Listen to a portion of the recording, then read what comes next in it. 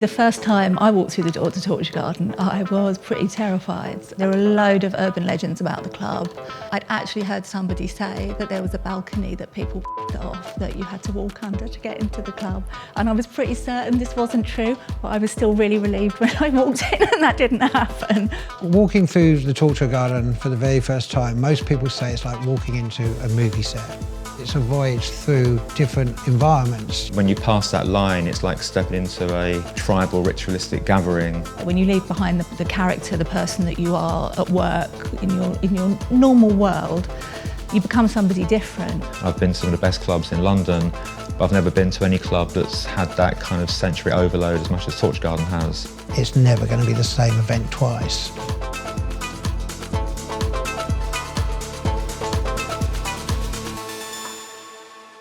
I used to go clubbing in London every night of the week, like Tuesday, Wednesday, Thursday. David is 5 years older than me and he'd caught some of the best clubs when they were in their prime, and I'd missed that. I would ask him a lot about what these clubs were like, and one night in the house we were talking about what his ideal club would be, what my ideal club would be, and we sort of came up with Torture Garden in that conversation. I was just coming out of art school and I wanted to be a filmmaker, so I didn't really want to do a club. So initially I was just telling Alan all the ideas I'd had over the years, and as I spoke about it more, I got more and more excited about what it could be myself. We looked at all the elements that we wanted out of a night out. We wanted to be a new type of club that was about dressing up and transformation, and almost like a kind of a live art happening where the audience is part of the art piece. It had to be monthly.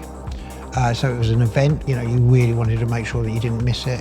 Had to have performances. We had the dress code because we wanted people to dress up, because we felt the alternative scene was coming a bit boring and it wasn't like people pushing boundaries. I had a book I just bought called Torture Garden. I hadn't even read it yet, but it sounded like an exotic, kind of faraway place that was kind of just mysterious. We found a venue around the corner and we started on a Thursday night, I think it was, and got 100 people to the first one. The next one was maybe 250 people, then it was 350 people, then it was 500 people, and we were already getting exposed in tabloid press by the fourth or fifth one. It did feel like we're onto something quite exciting, but quite dangerous and quite new and quite edgy. I was opening the Sunday papers, I think it was the Sunday Mirror, and I'm reading through, and one of the headlines was Naughty Nights in the Garden. And I'm reading the article, and then it mentions Torture Garden. I'm like, oh, that's my club.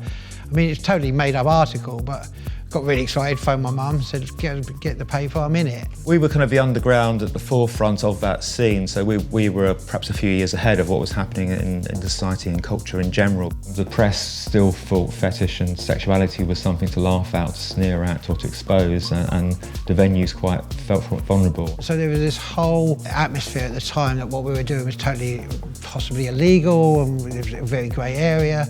And then after time, it became more and more acceptable. And what Torture Garden did was offer an opportunity to be something completely different. You could be the hardest man on your estate by day. You come to Torture Garden in your rubber pants and you get a freedom from that persona. We used to watch American films and there'd be this amazing club scene where you think, wow, there's amazing dancers, aerialists, there's performers on stage, everyone looks fantastic, but those clubs never really existed.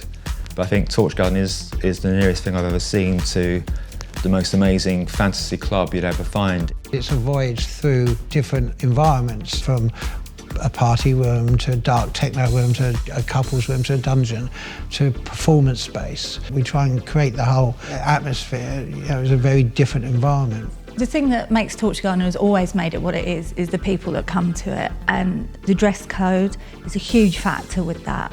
The whole point is to transform yourself, become something else, become either more of your true self or to become a different character for the evening even.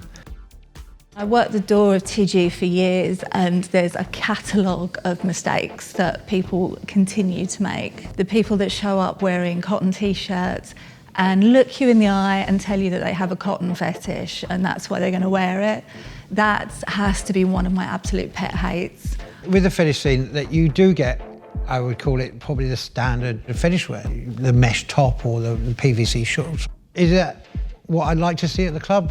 Probably not, but that's not what they usually wear, and they are experimenting, and who's not to say that after their first one they get a bit more experimental. You can't wear something that you could just pop to the shops in. If you could wear it to, say, a regular clubbing night, well, you're not pushing yourself, you're not pushing boundaries. The early 90s were a very innovative time for fetish fashion. It wasn't just black or red latex anymore. A lot of the designs were very close to what someone like Alexander McQueen was creating or Thierry Mugler was creating.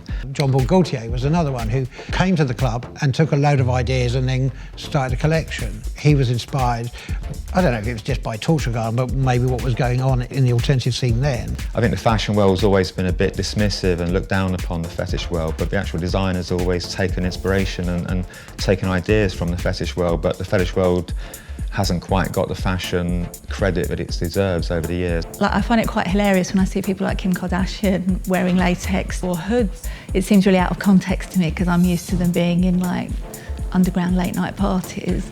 With the explosion of the queer scene, it's become much more of a standard dress code for clubbing. There's a lot of very unsexy aspects to wearing things like latex. You're going to be like 10 minutes in a room, like pulling it, and it makes like really unattractive noises as you pull it off, and then you've got this layer of talcum sweat underneath. Like, it's not, you know, I don't want to ruin the illusion for anyone, but keep your catsuit on. Trying to create the clubs to be sexy and naughty at the same time is through set design.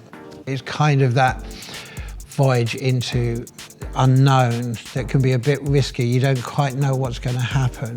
I loved a room that we did at SC1, which was a venue in London Bridge. We did like a dogging room. So we built a forest and then we had like old battered cars dotted around it for people to use as they wished to.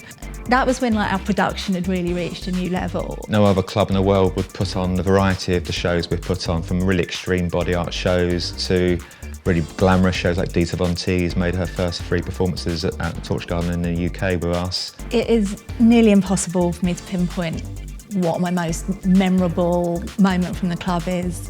They're pretty constant for me. I mean, it's one of the reasons I genuinely love what I do so much. Every party is different and each one brings something with it. Our concept that we came along with 30 plus years ago seems to be now the norm, even outside of fetish clubs. It's almost what everyone wants to have an experience of, which is more than just a nightclub.